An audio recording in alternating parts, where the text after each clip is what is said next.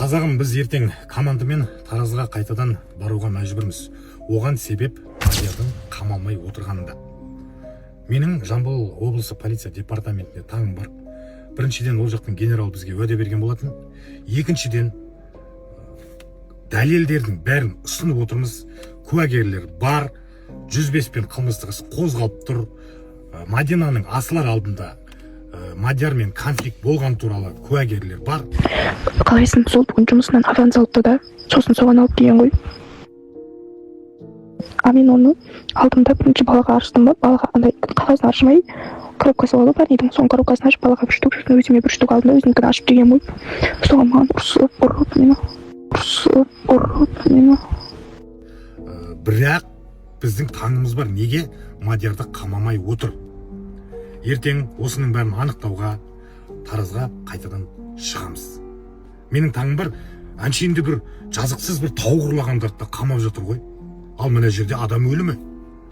Неге полиция олай істеп отыр деген сұрақ. Қасқыр мінез қазағым, Мадинаның ісіне қатысты халыққа маңызды ескертуіміз бар. Қазір әлеуметтік желіде Мадинаның атынан жалған парақшалар ашылып, түрлі тексерілмеген ақпараттар тарап жатыр. Третста Мадиярды 3 жылға соттайды екен деген әңгімелер жазылуда. Тағы біреулер Мадина психикалық аурумен ауырған деген секілді ақпарат таратып жатыр. Мүмкін ол баланың психикасында бір ауытқу болды ма? Қандай бір күйзеліске түсті ма? Осы 2 жылға жуық оның анасы неге білмеді екен ол жағдайды? Жанындағы жан досымын деп сөйлеп жатыр жан досы. Осы жерлерде жүреді екен, көшеде келеді екен, осы үйге қонады екен. Неге сонда ол сондай жағдайды біліп тұрып, неге арашалап қалмады екен? Неге жарыса алмады екен сол кезде? Бұл ақпараттарға сенбеңіздер. Тергеу әлі жүріп жатыр. Сараптамалар толық аяқталмай, тергеу мен соттың қорытындысы шықпай тұрып, кімнің қанша жылға сотталатынын кесіп айтуға болмайды. Біреудің жалған ақпараты тергеуге де, Мадинаның жақындарына да зиянын тигізуі мүмкін. Сондықтан сіздерден бір ғана өтініш: Мадинаның ісіне қатысты ақпаратты тек біздің ресми парақшамыздан алыңыздар. Біз тексерілген нақты ақпаратты ғана жариялаймыз. Мадинаға әділдік керек, ал әділдік өтірікпен емес, ақиқатпен орнайды. Ассалаумағалейкум, қасқыр мінез қазағым. Мадинаның ісінен тағы бір өте маңызды ақпарат шықты. Бізге жеткен мәлімет бойынша Мадина қайтыс болар алдында ЗАГСке барып ажырасуға арыз берген. Және ол арыздың тіркелгені туралы ақпарат бар. Біз оның барлығын ресми түрде тексертіп жатырмыз. Енді менің бір ғана сұрағым бар. Өмірмен қоштасуды ойлаған адам неге ажырасуға арыз береді? Неге ол ахатқа барады? Неге некесін бұзуға әрекет жасайды? Ол кімнен немесе неден кеткісі келді? Бұл сұрақтарға тергеу нақты жауап беру керек. Біз Мадинаның өліміне Мадиярдың қатысы бар деп санаймыз. Сондықтан бұл арызда істің басқа материалдармен бірге жан-жақты зерттеліп, Мадиярдың әрекетіне толық құқықтық баға берілуі талап етеміз. Мадинаның соңғы күндеріндегі әрбір әрекеті, әрбір сөзі, әрбір құжаты тексерілу керек. Өйткені Мадина енді өзі сөйлей алмайды. Сондықтан оның орнына фактілер сөйлеу керек. Қажет болса, Жамбыл облысы полиция департаментінің алдына барып қонамыз. Біз позициямызды бүгін анық айтамыз. Мадияр қамауға алыну керек. Біздің қазіргі басты талабымыз да, мақсатымыз да Мадиярды қамауға алу мәселесіне қол жеткізу. Егер сол жерде болған жағдайдың видеосы болса, біздіңше бүгін бұл сұрақ мүлде туындамас еді. Мадияр 100% қамауда отырар еді. Бірақ оқиға Жамбыл облысы Меркі ауданының Шалғай ауылында болған. Камера жоқ. Бірақ камераның жоқтығы жауапкершіліктен құтқармайды. Біз Мадинаның өліміне Мадиярдың тікелей қатысы бар деп есептейміз және өткіздік. Куәгерлерден жауап алынып, басқа да тергеу әрекеттері жүріп жатыр. Ал біздің талаптарымыз нақты. Бірінші, Мадиярға қатысты барлық дәлелдер толық әрі объективті зерттелсін. Екіншісі, сот медициналық және техникалық сараптамалар созбалаңға салынбасын. Үшінші, куәгерлердің әрбір сөзі тексеріліп, қарама қайшылықтардың бәріне құқықтық баға берілсін. Төртінші, заңды негіздер жеткілікті болған сәтте тергеу Мадиярды қамауға алу туралы санкция мәселесін дереу көтерсін. Бұл істі созуға да, жылы жауап қоюға да мүмкіндік бермейміз. Бір күннің ішінде істің Жамбыл облысы полиция департаментінің басшысы генерал-майор Қайсар Сұлтанбаевтың жеке бақылауына алынуына қол жеткіздік. Бұл бізге алынып, біздің осы тергеу басқармасындағы ең тәжірибесі мол ең білікті, мықты маманға тапсырып, күнделікті бақылауда ұстап, тергеудің сапасын қамтамасыз етеміз толығымен. Біздің позиция өзгермейді. Мадиярды қамау мәселесін соңына дейін талап етеміз. Тергеудің әр қадамын заңгерлерімізбен бірге бақылауда ұстаймыз. Қажет болса, Жамбыл облысы полиция департаментінің алдына барып қонамыз. Тәте, спальныйда бір хотя бы төсек бір бәле қалдыра аласыз ба, потому что мен күйеуіммен ажырасып жатырмын да. Негізі біз күйеуіміз меркеде тұратынбыз, ал мен 4 күнім Алматыда, мен заттарым келем дегенше уже бәленбай уақыт болады. Поэтому қалдыра аласыз ба көрпе төсек дегендей. Мен балам тұрамын ғой, балам 9 айлық. Тәте, бұл меркеде ғой, иә? Тәте, маған да сол долго керек. 25-тен кейін дейсіз ба, одан бұрын болмай ма? Мен де баламнан айырылғым келіп тұрған жоқ. Балам дегенде отырып тұрса, болмаса басқа нәрсе істегім келіп тұрған жоқ. Балам дегенде отырып тұрса, болмаса басқа нәрсе істегім келіп тұрған жоқ. Мен де баламнан айырылғым келіп тұрған жоқ. Балам дегенде отырып тұрса, болмаса басқа нәрсе істегім келіп тұрған жоқ. Мен Мадинаны бұндай жағдай істейді деп ойлаған жоқпын негізі. Ол маған кетемін деген болатын. И сол мақсатта екеуміз сөйлескенбіз. Ол Мадинаның өзі де біледі. Мен оның тасаған ақталып, анау емес, конкретно келген кезде сен жаңағы видеоларын бәрін ала сал, ертең екеуміз жақсылап сөйлесеміз, ертең мама бар, ағаларымыз, жаңағы Мадинаның ағалары бар, бәріміз сөйлесеміз и сонымен анықтап шешім шығарамыз үшін. Қалайсың, сол бүгін жұмысынан аванс алыпты да, сосын соған алып келген ғой. А мен оны алдымда бірінші балаға арыстым ба, балаға андай қағазын ашмай, коробкасы болды парнидің, соның коробкасын ашып балаға 1 штук, өзіме 1 штук алдым да, өзінікін ашып деген ғой. Соған маған ұрып мені.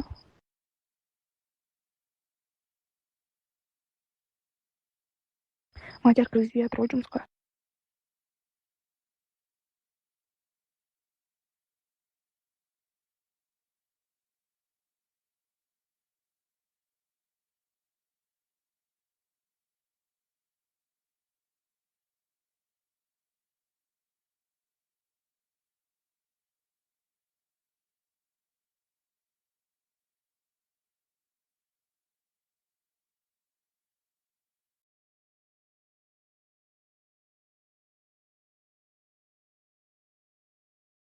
Ассалаумағалейкум, қасқыр мінез қазағым. Мадинаның ісінен тағы бір өте маңызды ақпарат шықты.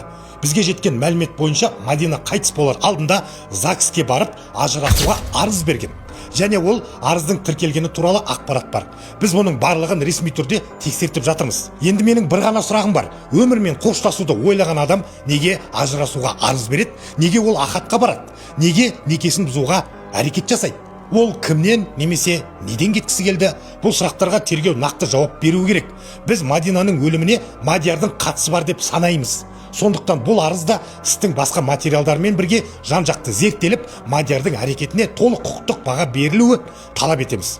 Мадинаның соңғы күндеріндегі әрбір әрекеті, әрбір сөзі, әрбір құжаты тексерілу керек. Өйткені Мадина енді өзі сөйлей алмайды. Сондықтан оның орнына фактілер сөйлеу керек. Бұл кісі кіріп еді, үйге кіргізбей, содан бұл кісіға киімдерін бермей қойды қысқасы. Неге десеңіз, біз қалың мал бергенбіз дейді.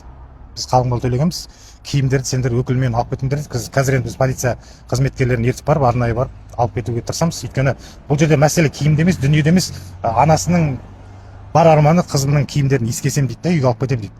Бұлар тергеуді сыйлаған жоқ. Мына журналистің апысын шақырып, алып жүрдің бәрін жалғауды. Әйел кім мынау? Үйге аяғымен басып кіріп жүрген. Бәрін жазыңдар. Тергеуді сыйламады.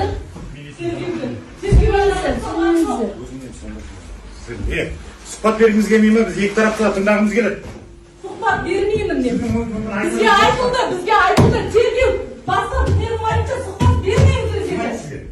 Сіздің құқыңыз бар толыққан сұхбат беруге. Экспертизадан кетереміз. Қалай экспертиза шығады? Біз сіздікінде тыңдайық. Сіздікінде халыққа жеткізейік те халыққа. Сізге бермеймін. Мен өзім шақырып қойдым, сол адамға беремін. Адам айтып, балтырып, бәйтелі, шорман, ералы, мүсіреп. Қартық рухына бағыштарын, тоқын, апам Әділкел Балтыбек келін рухына бағыштарын, атам Рыскелді Азамбек рухына бағыштарын, атам Бақытбек Малгелді рухына бағыштарын, ағам Нұрперзент Малгелді рухына бағыштарын, басқа да дәметкен ағалықтарын рухына бағыштарын. келіншегім Мадина Рашид кызына бағыштаған 99 топлап. Ага, открываем. Офигеть просто. Класс. Двойка. Small like ең болып тұрады. Жиырмасың. Күзде апасының қолында болды. 9 жыл сол жақта оқыды, ата әжесінің қолында. Сосын мына жаққа келдім, заңгершілікте оқыды. Өте білімді еді қызым. Бір ай бұрын ғана диплом алыпты. Өмірге деген құштар еді, армандары бар еді. Заңгер боламын, сонда жұмыс істеймін дейтін еді. Колледжімнен сонға жұмысқа алам екен деп жүрген. Сол ғой алдаған ғой қызым, ой Алматыға кетем бүйтем, үйіне бұл қызметші керек болып деп ойлаймын. Кеше диплом алғаннан кейін қызымды жұмысқа кіргізейікші, мектепке болса да деп құдағиыма сөйлесем. 20 жыл отырдым мен. Қызым да 20 жыл отырады деді ғой. Айтатын, таңғы 5-те тұрып жер шабатырмын, мен сенің қызыңа жер шаптырып жатырмын ба? Айтатын. Қызым бақыт үшін қызыма айтпағам да, бірақ ішімнен, ой қызым қайданам келем бұндай семьяға деп айтқан. Қызым алтынларын сатып, алтынды комплект сепшкаларын сатып берем. Үй Алматыға барғанда жоқ қайда? Мама, үйге машина алдық. Мама, кредитке төледік сепшкаларын сырғаландан батқа қойып, холодильник туған күннен заказ етіп отырған. Оған дейін холодильниктер болмаған ба? Холодильник істемейді деген қызым. Жаңа туған күнне, осы туған күнне холодильник заказ еткен. Алды ма холодильникті? Кеше болды туған күні.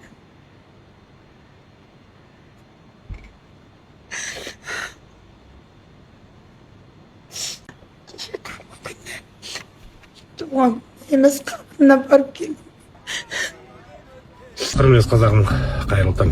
Сіздер кешеден бері жазып жатқан екенсіздер, енді сіздер ма білмеймін. Жалпы халық сұрап жатыр екен, Мадияр қашан қамалады, экспертиза болды ма, және де тағы да басқа көптеген сұрақ қойыпсыздар. Қазір мен офисқа кетіп бара жатырмын. Барғаннан кейін заңгермен ақылдасып сіздерге жауап беретін боламыз. Міне тараздамыз. Дәл қазір Жамбыл облысы полиция департаментінің бастығы Қайсар Сұлтанбаев мырзамен жолығатын боламыз. Ол кісі бізді қазір арнайы қабылдайын деп отыр. Және де осы Мадина қарындасымыздың ісін жеке бақылауға алуды сұраймыз. Біздің бар сұрарымыз осы Мадина қарындасымыздың ісін өзіңіздің жеке бақылауыңызға алсаңыз. Біздің бар өтініп сұрайтынымыз сол үшін ғана келгенбіз. Бұл іс бізге алынып, біздің осы тергеу басқармасындағы ең тәжірибесі мол, ең білікті, мықты маманға тапсырып, күнделікті бақылауда ұстап, тергеудің сапасын қамтамасыз етеміз толығымен. Сіздер де бізге көмектессеңіздер, сіздерге тек рахмет айтамыз. Өздеріңіз көргендей, Мадина қарындасымыздың ісі бұдан былай біздің өтінішіміз бойынша Жамбыл облысы полиция департаментінде тергелетін болды. Біз ақиқат үшін соңына дейін барамыз. Сіздерден тек қолдау, лайк, комментарий. Бүгін бізді қабылдаған генерал Сұлтанбаев Қайсар мырза, яғни Жамбыл облысы полиция департаментінің басшысы, жеке өз бақылауында тергеу жүргізетініне уәде берді.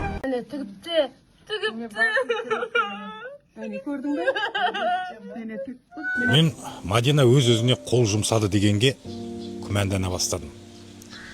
Себебі бізге жіберген мына бір голосовойды тыңдаңыздаршы. Тәте, спальныйда бір хотя бы төсек бар бәле қалдыра аласыз, потому что мен күйеуіммен ажырасып жатырмын да. Негізі біз күйеуіміз меркеде тұратынбыз, а мен 4 күнім Алматыда, мен заттарым келем дегенше уже бәленбай уақыт болады. Поэтому қалдыра аласыз ба көрпе төсек дегендей. Мен балам тұрамын ғой, балам 9 айлық. Тәте, бұл меркеде ғой, иә? Тәте, маған да сол долго керек. 25-нен кейін дейсіз ба, одан бұрын болмай ма? Ал сіз Мадинаның өз-өзіне қол жұмсады дегеніне сенесіз бе? төменде пікір жазып кетіңіздер және осы парақшаға подписка жасаңыздар. Себебі Мадина жайлы шынайы ақпараттар тек бізден ғана шығады. Әділдік үшін бірге күресейік. Моргта Мадинаға таласты олар. Мейтті алып кетеміз деп, жақсы жерден жер алып қойыппыз деп. Ол жеріңе өздеріңнің біреулеріңді көме салыңдар дедік біз. Сағат 3-те бір жерлемекші болған, бір күн бұрын қайтыс болған Мадинаны 3-те моргтан әкеп жерлеп тастамақшы болған. Сағат 5-те жерлеп тастамақшы болған. Содан кейін біз баратқанымызды естіген, сосын таңғы 7-ге жерлеп тастамақшы болған. Таңғы 7-ге де жерлеп тастамақшы болғандары жаңағы жасырмақшы болды да, теладағы сонша көгерген жерлер, ұрып өлтіргендерін деп ойлаймын да мен. Шахла екеуміз кірген кезде олар артымыздан кіріп, біз сіз кірмейсіздер, көрмейсіздер деді. Көрем, шығарып жібердім да есікті жауып, қызыңды көрдің бе десем, бұл екі әйел сүйеп әкелді, дұрыс көрмедім деді. Онда қорықпайсың ба дедім, жоқ деді. Ашып көрейік дедім. Аштық, бетін ашсам жаңағындай көк ала қой, бет аузын көрмейсің, көре алмайсың, мына жерлері көгеріп кеткен, беттері көгеріп кеткен. Сосын бұған айттым, барлық жерін ашып көрейік пе, қорықпайсың ба дедім тағы да. Көрем аяпа деді. Аштық, тұла бойы көгеле қой, аяқтары тырналған, қолдары тырналған, тырнақтардың арасы кір-кір жерде жанталасып неғылған болу керек, сүйреген болу керек, оны өлтіріп алды деп ойлаймын. Аяқтары тырналған, аяқтарының тырнақтары да кір-кір, шаштары сабан-сабан, шөп-шөп. Содан мен өзім тек бас жағын ғана фотоға алдым дағын, тұла бойыны алмай шығып кеттім. Марқұм Мадинаның мәйітіне талас. Мадина түнгі бірге жақын қайтыс болған. Мамасына қызымыз асылып қалды деп хабарласпай, өздері тексеріске апарып ешқандай соққы жоқ, асылып қалған деген дәлел жасап алып, сол түнгі 3-те көміп тастамақшы болған. Анасының айтуы бойынша таңғы 5:00-де көміп тастамақ болған. Сосын олар келе жатқанын, туыстары анасы келе жатқанын естіп, таңғы 7-де көміп тастамақ болған. Негізі өздері де біз жақсы жерден жер алып қойдық, арнайы Мадинаға деп мамасы келмегенде жерлеп өзі асылып өлген деген қағазды көрсетпекші болған екен. Шахлу ханымға Мадинадан түнгі сағат 4-те сообщение келген, яғни хабарлама, өзімді асамын деп, мамасы келем дегенше сағат таңғы 7-ге дейін көміп тастаймыз деп есептеген екен. Енді сұрақ, адам қайтыс болған соң ертеңгісі сағат түскі 12:00-де жерлемей ме? Молданы шақырып, ағайын туысты шақырып, бата оқып, Құран оқып, ал бұл кісілер сол түні көміп тастамақшы болған. Сөйтіп мәйітке таласқан, тіпті анасына қызды көрсетпеген. Бұл кісілер өздері барып көремін деп, мәйітті ашық қалса, сау тамтығы қалмаған екен. Денесінің бәрі көгерген. Енді жалпы бұл тергеу әрі қалай өрбімек? Кім кінәлі болып саналады? Бұл суицидке итермелеу ме, әлде нақты қылмыс па? Біз сол жауапты күтіп отырмыз. Мен қызым өліп кетіп отыр. Өліп кетіп отыр. Соған сен дамитет еттің. Соған дадауыз. Сен жібердің соған. Сен жібердің соған. Сен қойдың izin балаңа. Қызыңа бір мейірім бермегенсің. Сен істедің соны. Сен істедің соны. Чемоданын тауып бер маған, чемоданын. Шығарды. Алып кетсін, мама, бәрін алып кетсін. Не істейсіз, киімдерін алып кетсінші. Алып кетсін, мама, бәрін алып кетсін. Не істейсіз, киімдерін алып кетсінші. Аяқ киімдерін, басыны жүргендерін бәрін түсіндер. Тергеуді аяқталмай, аяқтар басталып. Жүр ғой. Аты жөніңіз кім сіздің? Сұрап ал бәрін.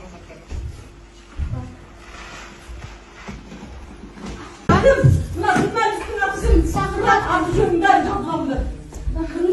Мынау әйел кім мынау? Үйге аяғымен басып кіріп жүрген. Бәрін жазыңдар. Тергеуді сыйламады.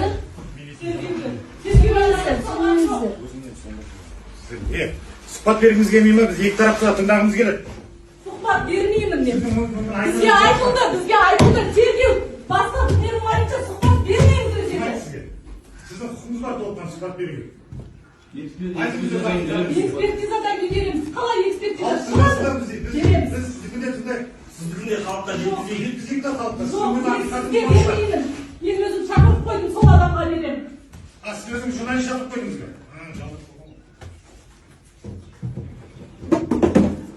Қайда жүрдің? 2 жыл тұрды ғой осы жерде қызым.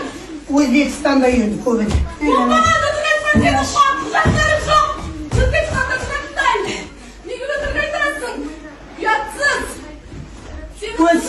Adam o'ltirib o'tirsin, o kim yaptı? Sen adam o'tirib o'tirsin.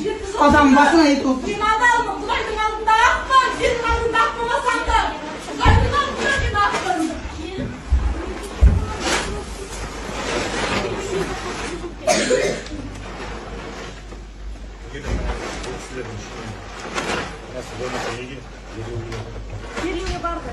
Barganda bu kişiler bıraktan çıkarma. Yesem açık turgan çok. Vurdun. Ayday kızım deyip o'ltirib o'tirsin. Sen vurdun meni.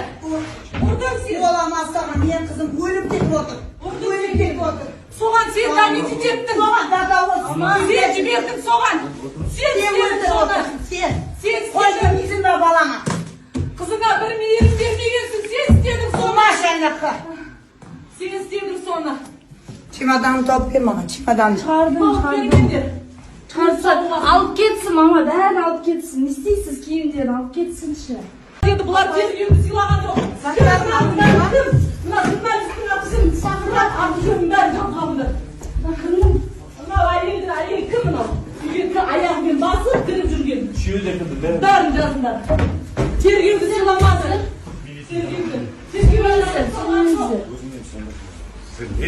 Сұхбат бергіңіз келмей ме? Біз екі тарапты да тыңдағымыз келеді. Сұхбат бермеймін мен. Бізге айтылды. Тергеу бастап менің ойымша сұхбат бермейміз өзге. Сіздің құқыңыз бар толыққан сұхбат беруге. Экспертизадан береміз. Қалай экспертиза? Біз сіздікінде тыңдайық. Сіздікінде халыққа жеткізейік. Жеткізейік та халыққа. Сізге бермеймін. Мен өзім шақырып қойдым, сол адамға беремін. Адам айтыңызға балқылып бәйтелі бәйтелі шорынан ералы мүсілі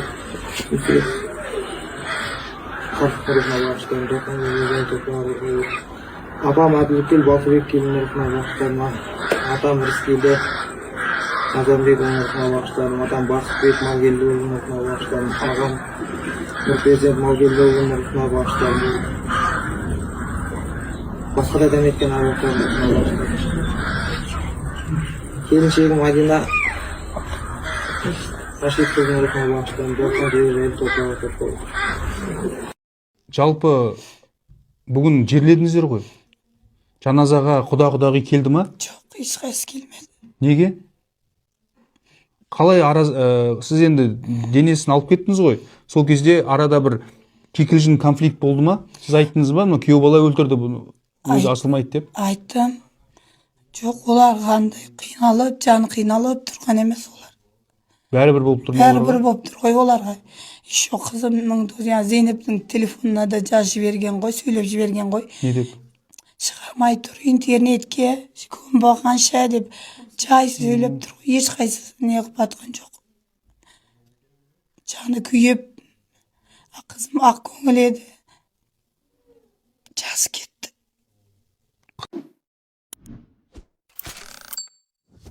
Күйеуі барни алып келген екен. Аванс алып барни алып келген екен, пачка. Сол пачканың ішінде бір несін алғанда, баласына ашып бергенде, екіншісін алып өзі жейін деп жатқан кезінде, жеп бір тістегеннен кейін күйеуі келіп, сен неге баланың тәттісін жейсің деген екен. Ой, сосын не болыпты? Мә деп берген екен. Сол кезде енесі келіп ұрсыпты. Сен не жейсің, неге күйеуіңе қарсы сөйлейсің деген кезде Мадина сөз қайтарған екен.